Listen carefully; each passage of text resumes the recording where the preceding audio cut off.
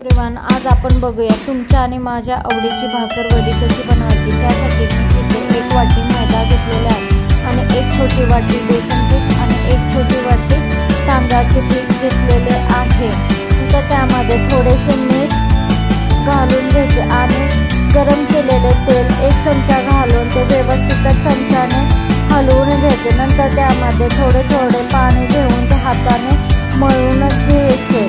तुम्ही इथे बघू शकता आपले पीठ मळून तयार झालेले आहे। पीठ मळून झाल्यानंतर ते 15 मिनिटे साईडला झाकून ठेवून द्यायचे।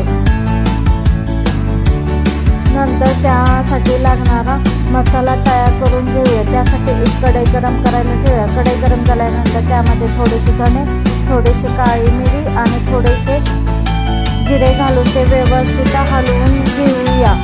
नंतर त्यामध्ये थोडेसे तीळ घालून घेऊया। तीळ घातल्यानंतर 1 वाटीवर किसलेले खोबरे घालून घेऊया। खोबरे चांगले लालसर होईपर्यंत व्यवस्थित भाजून घेऊया। खोबरे चांगले लालसर भाजल्यानंतर त्यामध्ये बारीक चिरलेली कोथिंबीर घालून ते एकदा पुन्हा व्यवस्थित हलवून घेऊया आणि थंड झाल्यानंतर मिक्सरच्या भांड्यामध्ये काढून घेऊया।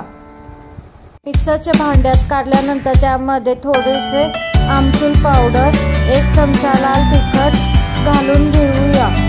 त्यामध्ये थोडेसे मीठ घालून घेऊया। मीठ घातल्यानंतर त्यामध्ये बारीक शेव घालून ते मिक्सरला बारीक करून घेऊया।